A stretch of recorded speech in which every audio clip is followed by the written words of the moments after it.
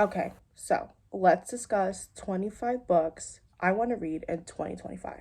This is going to be a mix of books I physically own and don't physically own. So let's grab all the books and then we can kind of discuss this very daunting but doable reading goal.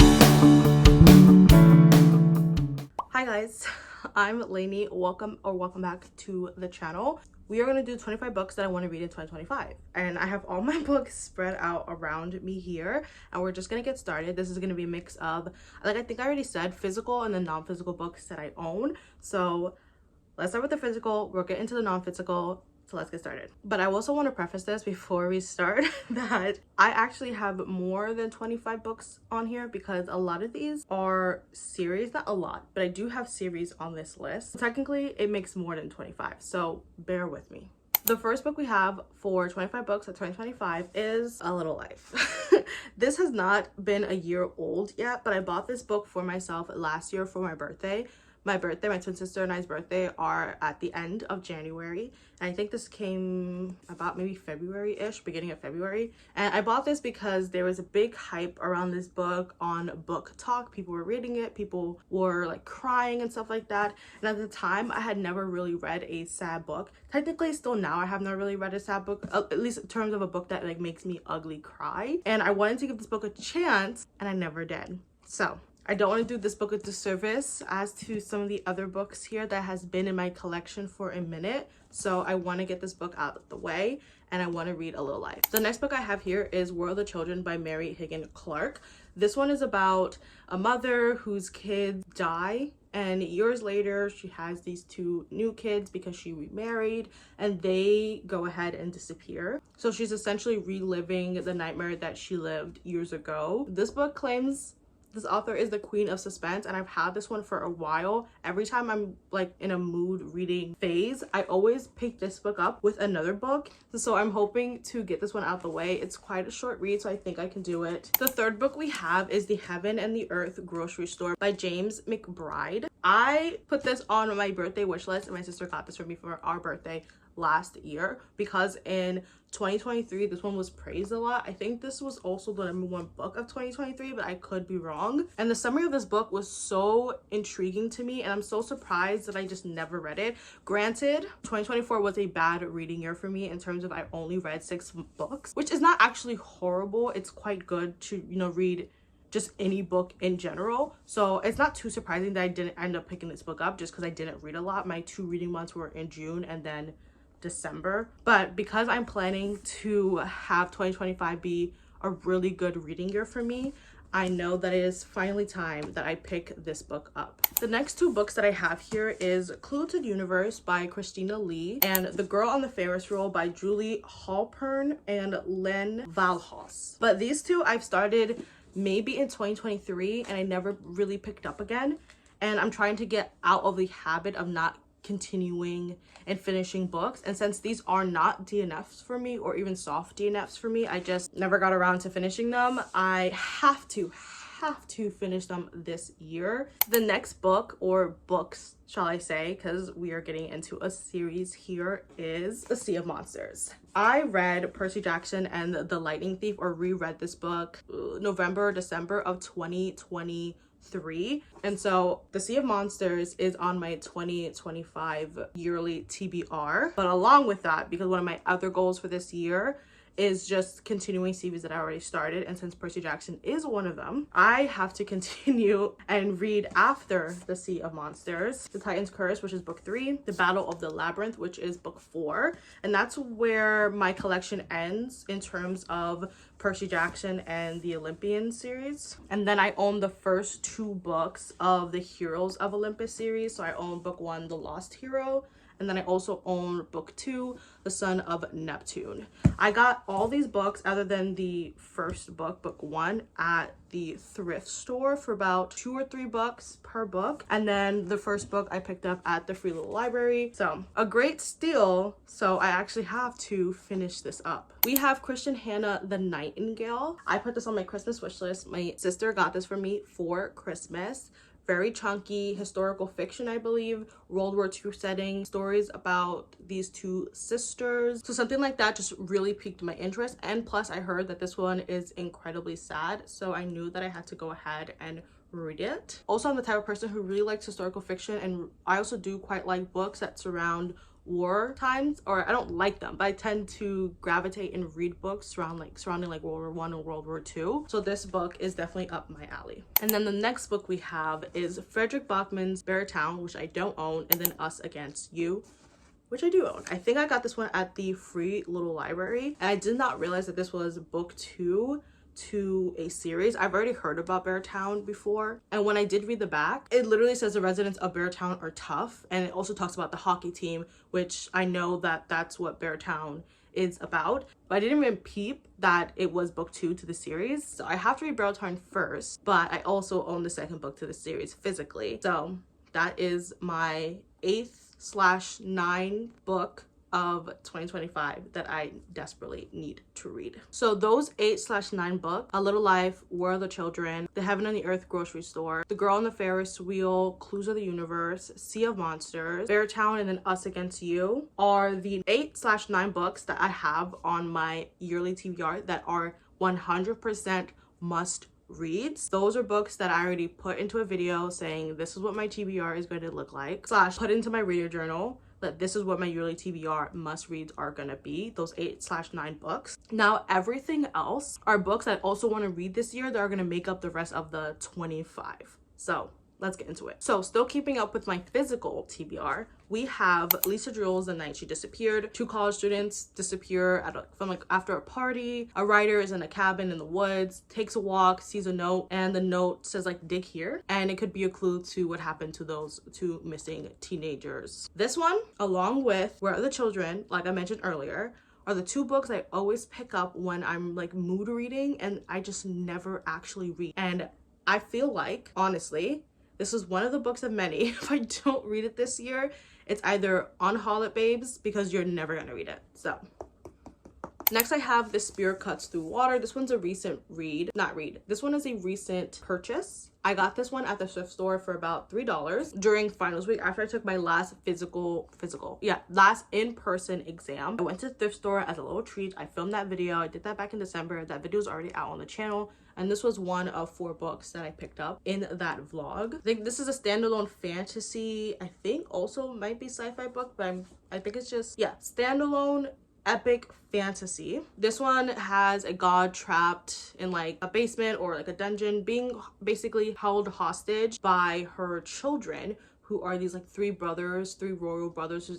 essentially like terrorizes the people that they like rule over, and the god ends up escaping and the brothers are after her. And it says that she embarks with her young companions on a 5-day pilgrimage in search of freedom and a way to end the moon throne forever. The journey ahead will be more dangerous than any of them could ever have imagined. Adding on to like this just sounds so interesting, and I'm pretty sure this one's a thick read, around like 500 or so pages, plus this gorgeous cover art. Like, come on, I have to read this. Next I have Pumpkinheads by Rainbow Rowell.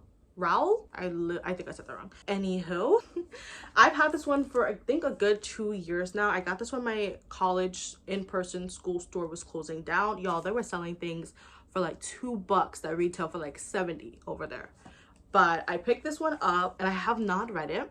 So this is one that we're going to read this year. However, I am keeping it for September, October vibes, fall vibes, aesthetics, cozy reading. So we're gonna have to wait a while, but we are going to read this book this year for sure. And then next I have The Liar. This one I picked up December or November of 2023. I got this one at the free little library. This one didn't have like a cover or anything. I had to search up the summary while I was like standing out in the freezing cold trying to figure out what book I wanted to take to the Fable library. And I think from memory, this one was about a girl who lies about a sexual assault. I think she works at an ice cream store. I think she had a lie that a patron or maybe a worker of hers sexually assaulted her, and then is like having to live with the fact that one, you lied, and then living with the effects of that lie. This is one of the books that I've gotten, that I've owned for over a year now, that has been in the back of my head for the longest time, and I think that it's finally time that I go ahead and read it. Honestly, I feel like I'm yapping, so we're gonna speed through these a little bit. The next book I own is a series. This is Anne M. Martin's Main Street series. This is the author of The Babysitter Club. I also own some of the Babysitter Club books, but I talked about my newbie tag how I wanted to reread nostalgic reads, and Main Street was one of them. I own the first book and the sixth book in the series. This one is about two sisters whose parents died. They have to live with their maternal grandmother, I believe, in this new small town, and it's just about their life, like getting accustomed to that town, assimilating, things like that, meeting new people. This is a book that I've owned for years, since I was in elementary school. They are very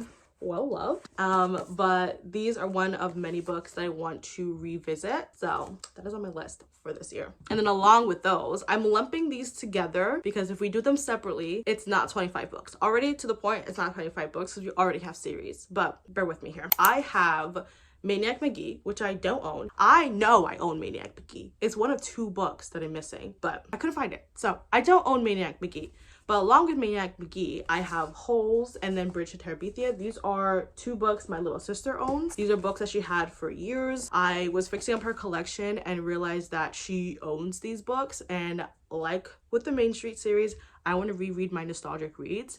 So those three books are on my list for 2025. Next, we have The Pretenders. This is actually the first book in the similar series, but book 2 is called The Pretenders. I finished this book back in 2023. I never continued the series. It's only a duology, I believe, and so I'm like, girl, just go ahead and fucking finish it. This is a fantasy book. Academy, like prestigious academy, clones, murder, secrets, all the fucking works, and I'm just like, just read the second book. And then next we have, and I'm lumping these together, the Shadow and Bone trilogy and the Six of Crows series. I so desperately want to read Six of Crows, but I know at the very least I need to read the last book because I watched the Netflix TV series and I did not finish season 2 just because I did not like it. I think I was 2 or 3 episodes behind from finishing the entirety of season 2. So I think I want to give the book series a chance and then go into Six of Crows. We have to read these first, then get the Six of Crows and re-enter the world of the Grisha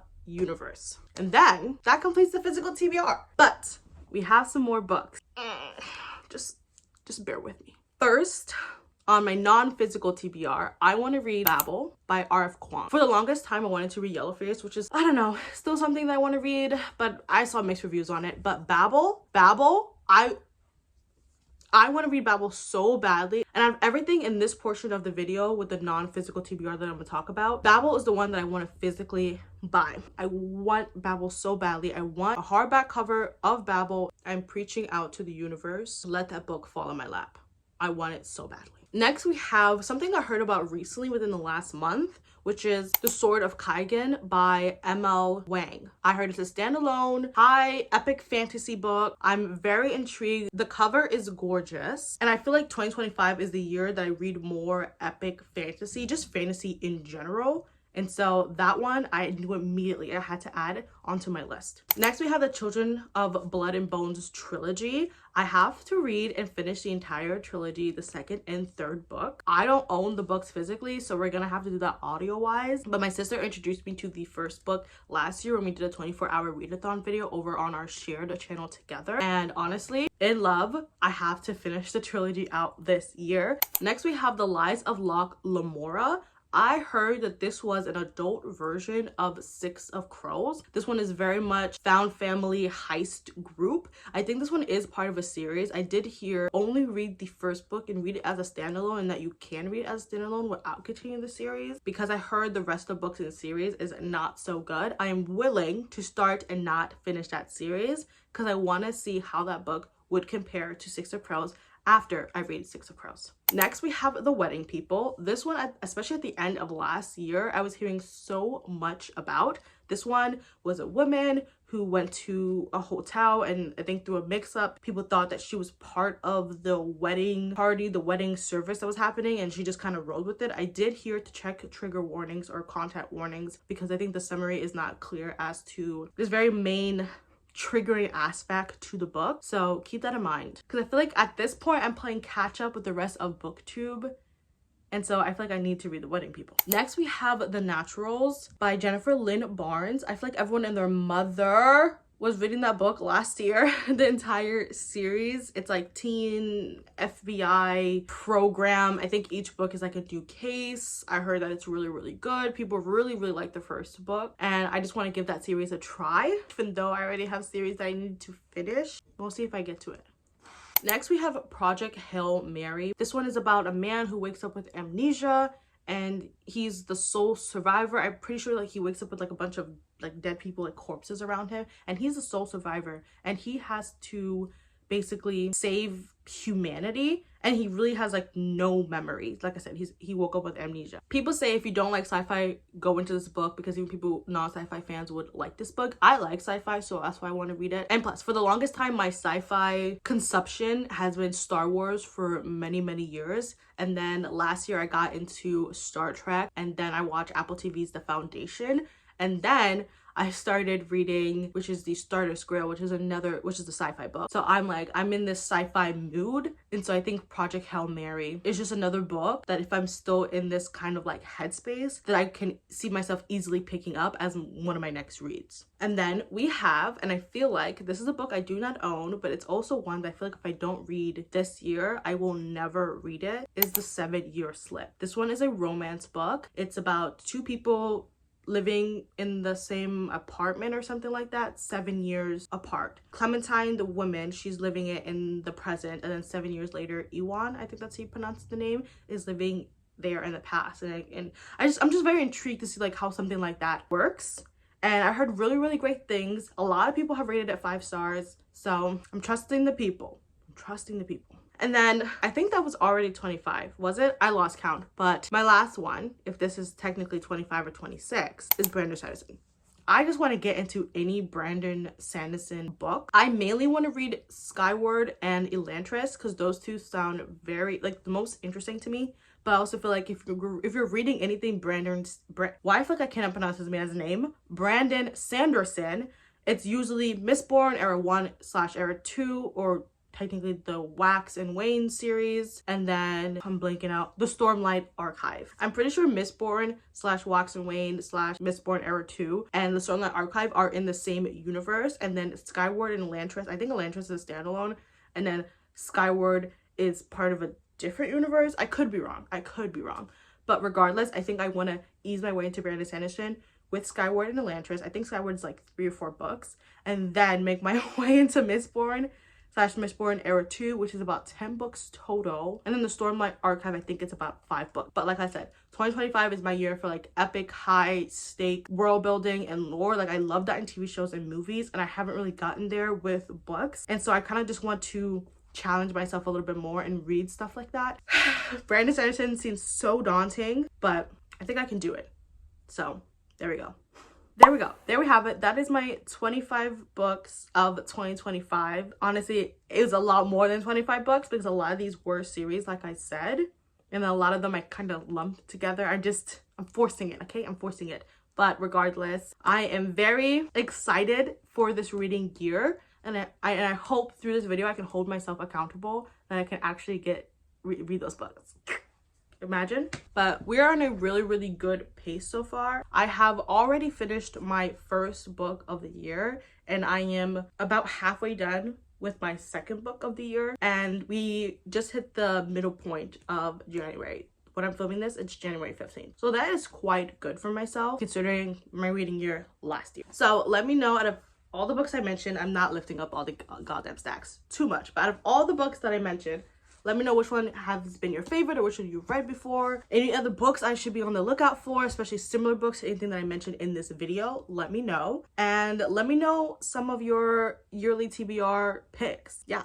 With that said, thank you so much for watching. I'll see you guys in another video. I have to clean this up. I made a really huge mess, which sucks for me, but this has been my 25 books of 2025. So see you guys next time. Bye bye.